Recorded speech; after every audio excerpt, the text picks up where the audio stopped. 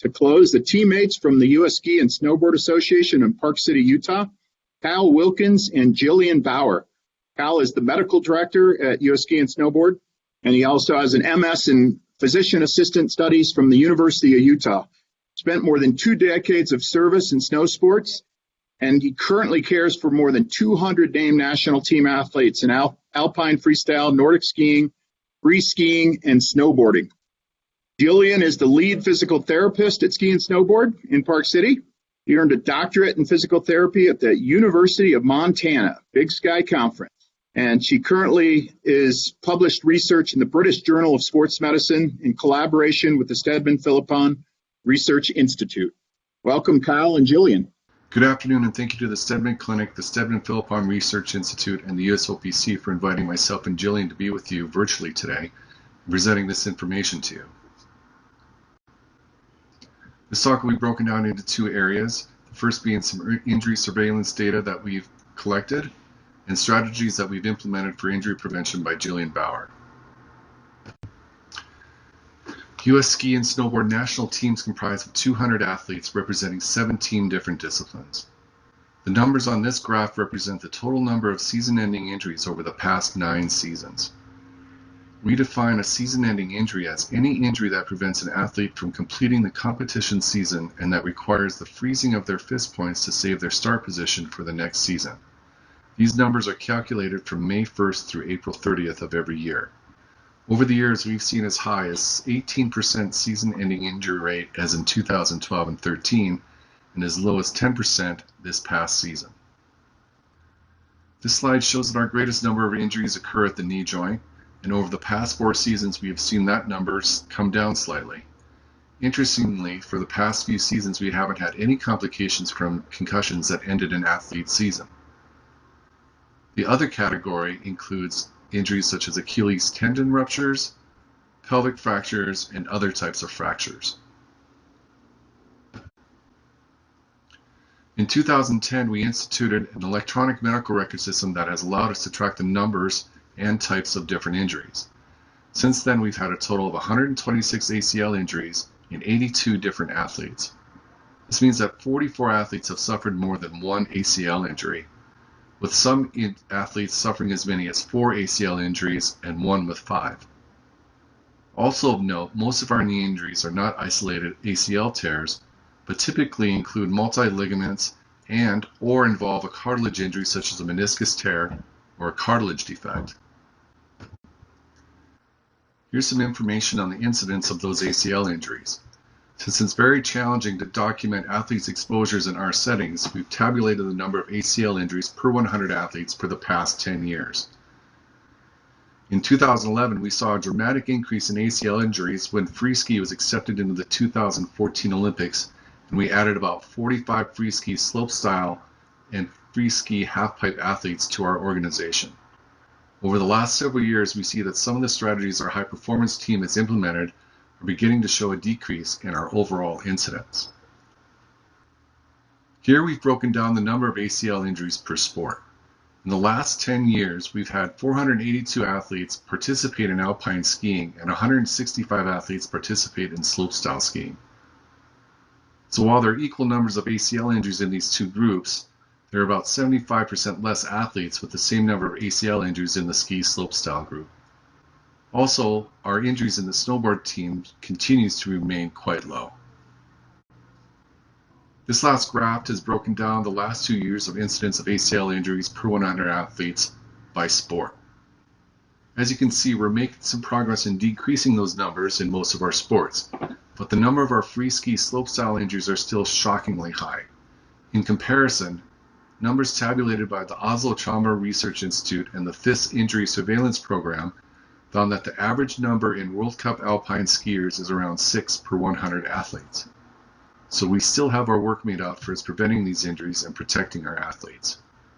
So now we'll segue into having Gillian Bauer, our lead physical therapist, discuss strategies that we've incorporated to help reduce our injuries. Thank you for your attention and your time. My name is Gillian Bauer. I am the lead physical therapist with US Ski and Snowboard in Park City, Utah.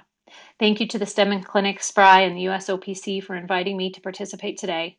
And to all of you listening from home, I hope that you and those close to you are healthy and well. I'm going to continue our presentation now and speak to you briefly about strategies for injury risk mitigation in snow sports and considerations around return to snow and secondary injury prevention. As Kyle mentioned, ACLs are the primary injury we manage in elite skiing and snowboarding. This video shows one of our athletes in 2012. This half pipe has 22-foot walls and he gets about 25 feet of air. He lands about 2 feet from the bottom, so that's about a 45-foot drop to a flat landing in the back seat. He ruptures both of his ACLs in this video. Can we prevent these injuries in our sports? Other than behavior modification, what else can we do to mitigate some of the risk? Athlete preparedness is something we think about every day in high performance. Most of our athletes withstand upwards of 4 to 5 Gs of force when they go up these jump transitions or in an alpine ski turn. The big meta-analysis seemed to provide evidence that the most effective exercise-based injury prevention intervention is base level strength. This is something we have firsthand knowledge of. In their inaugural year, 45% of our newly named free ski team members had a season-ending injury. We retrospectively compared their strength profiles to our female mogul athletes as the sport demands were the most similar within our disciplines, and clearly they fell short. This number on the screen here indicates the newtons per kilogram of body weight that the athletes were able to demonstrate on an isometric squat test. So here we are with a bunch of elite professional athletes who truly were the best in the world, but they had a lot of room to improve in terms of athletic development. Fortunately and unfortunately, as a side benefit of the rehabilitation process, we were able to introduce these athletes to the gym and to begin to build a training culture in their sport. Over the first 3 years, we were able to get a substantial gain. And obviously now they're diminishing as they are getting fitter and more close to the ideal preparation. But as you can see here, they went from a 2.18 newtons per kilogram of body weight to 2.5 and then all the way up to 2.56 as of last summer, 2019. Their relative power is also improving dramatically from 38 watts per kilogram body weight to 42. So they are substantially stronger and more powerful. But does that matter? We've been happy to see that it really has translated into real injury rate change. As noted here, this actual change is from about a 45% injury rate in the 2011-12 season to 10% in 2019-20. This surely is not groundbreaking, but I have seen several references in the ski literature which state that strength is not a concern at the elite levels in our sports. I think this can be a dangerous assumption. Making sure that we utilize objective tests, complete sport demand analysis, and ensuring that our athletes are prepared is in our key interest. It certainly won't prevent all injuries, but it really can make a difference, especially in our non-traditional sport athletes that don't have a long history of training. The other area that we really focused our attention on in the past 2 seasons was secondary injury prevention and how to safely return an athlete to snow. US Ski and Snowboard has developed a return to performance framework as part of our push to improve our return to snow successes. This framework provides common language for our athletic staff and our athletes, allowing everyone to easily track progression through injury all the way to the recovery and through performance. The main goals of the framework were designed to affect not only medical outcomes, but also to take advantage of the rehab period to return better, more robust skiers and snowboarders. We spent a lot of time with sports psychologists Alex Cohen from the USOPC and Les Podlug of the University of Utah, working to ensure that we optimize psychological aspects of the return of injury rehab and return to snow. They helped us identify ways to address and prevent issues around competence, confidence, autonomy, and relatedness, and how each of these was really important to the holistic rehab process. This has had a tremendous impact on our athletes, their outcomes, and their experiences during rehabilitation. Giving our athletes a framework for reference with well-communicated benchmarks at each stage of the progression along the way has really engaged our athletes. Being so goal-oriented, this framework has given them a visual and conceptual model to wrap their minds around the process. The width of each stage is obviously variable and not based on timeframes, but on criteria that is both neuromuscular in nature as well as related to biological healing. It is important to note that part of the goal of this project is to ensure that we are able to share our process, our successes and failures with as many of our high performance clubs as possible in order to affect as many youth ski racers in the country as we can, and hopefully minimize the injuries we see in those athletes as well. Our two big criteria pass-offs are really at the end of stage 6A and at the end of 6B. At the end of 6A is when an athlete passes their initial return to snow criteria, and at the end of 6B, when they return into training. The big change we made in the framework is to elongate the introduction to snow phase and give our athletes greater exposure to the variable conditions of weather, snow surface, and light, etc., as well as build a gradual intensity that really allows for the development of capacity for the workload that they need to get into big courses and a somewhat crazy competitive season. Return to snow is an enormous challenge for us logistically, financially, and culturally. It is not similar to having a soccer field right outside of your clinic where you can begin with some ball skills and move into running drills and over time incorporate different aspects of the sport as you move along the rehabilitation timeline. Skiing without skiing is really difficult, and there are a few options that mimic it well.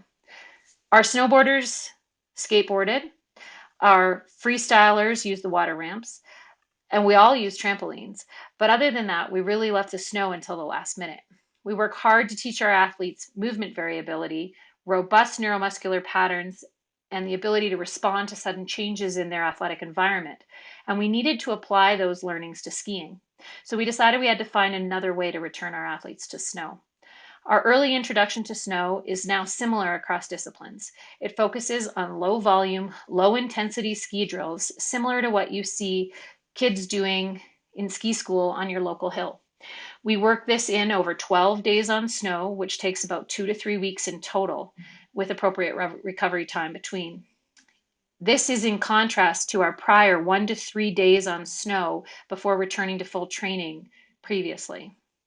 Over the course of this stage, we will increase volume and then increase the difficulty and intensity and speed of the drills. We work with the sport coaches to identify athlete weaknesses in terms of their fundamental ski skills and work on those areas during this time. This helps us get buy-in from the coaches and the athletes so they really see the relatedness. Finally, the athlete gets to return to training in stage 7. This is a really important goal for our athletes as they're, again, integrated into their teams with their teammates, their coaches, and their technicians. They get to do the sport that they love and really feel like they're getting to it again. The emphasis here is that they are exposed to a great variety of environmental conditions as well as to complete an adequate volume of preseason training prior to entering the competition season, which is our stage 8. Our final stage 9 really is this stage. Well, it's time to start the show. Not giving in. This is the moment that we all have been waiting for. I'm not giving This in. will be the competition of your life. Brett Gerard set to drop in. And the kid from Silverthorne is in gold medal position.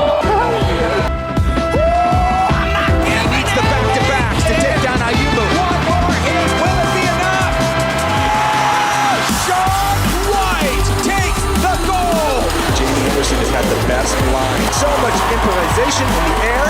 Jamie Anderson's score coming in 83, so the Golden Girl is in first. Down into the bottom, does he have the double cork 1260? Yes! Back-to-back gold medals. They did it! We did it! I can't believe you did this. I'm so happy. Not giving in. One last time in the Olympic downhill. Lindsey Vonn crosses the line in second. I wish I could keep going, you know? I have so much fun. I love what I do. I don't know. I'm proud to have given it my all. She just needs to go really big. And Britta Sigourney is taking home the bronze. Welcome to the show, Chloe Kim. All right, don't cry. Ferreira just needs to pump up his amplitude. Look at the size of that first hit. Nick Gepper taking home silver for Team USA. Kyle Mack back straight into second place. Hanging on to the line. Giant slalom gold for Michaela Schifrin and Pyeongchang. Yes! And it is Jessie Diggins delivering a landmark moment that will be etched in U.S. Olympic history. My Olympic journey may end today, but theirs is just getting started.